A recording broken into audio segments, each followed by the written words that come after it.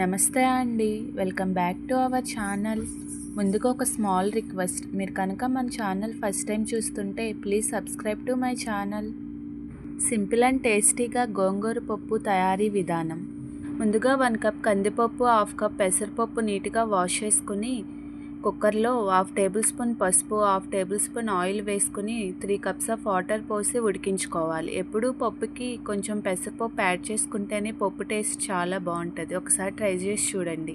ఒక కట్ట గోంగూరని నీట్గా వాష్ చేసుకుని వాటర్లో నానబెట్టుకోవాలి. 2 ఉల్లిపాయలు, 2 టమాటాలను ముక్కలుగా కట్ చేసుకొని ముందు ఉల్లిపాయలను మగ్గించుకోవాలి. అవి మగ్గినాక టమాటా ముక్కలను కూడా వేసి మగ్గించుకోవాలి. మనం నీట్గా వాష్ చేసి ఉంచుకున్న గోంగూరని ఈ ముక్కల్లోనికి వేసి మగ్గించుకోవాలి మూత పెట్టి. మధ్యలో కలుపుతూ మగ్గించుకోవాలి. గోంగూర అనేది కొంచెం మగ్గినాక 1/2 టేబుల్ స్పూన్ పసుపు, సరిపడా సాల్ట్ వేసుకుని ఒకసారి కలుపుకోవాలి మొత్తం.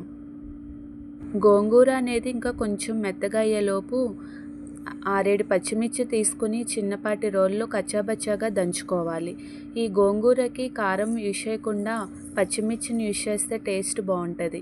మనం కచ్చాబచ్చాగా దంచుకున్న పచ్చిమిర్చిని గోంగూరలోనికి వేసి మొత్తం కలుపుకోవాలి. అలా కలుపుకున్నాక 2 గ్లాసెస్ వాటర్ పోసి ఆ గోంగూరని మెత్తగా ఉడికించుకోవాలి.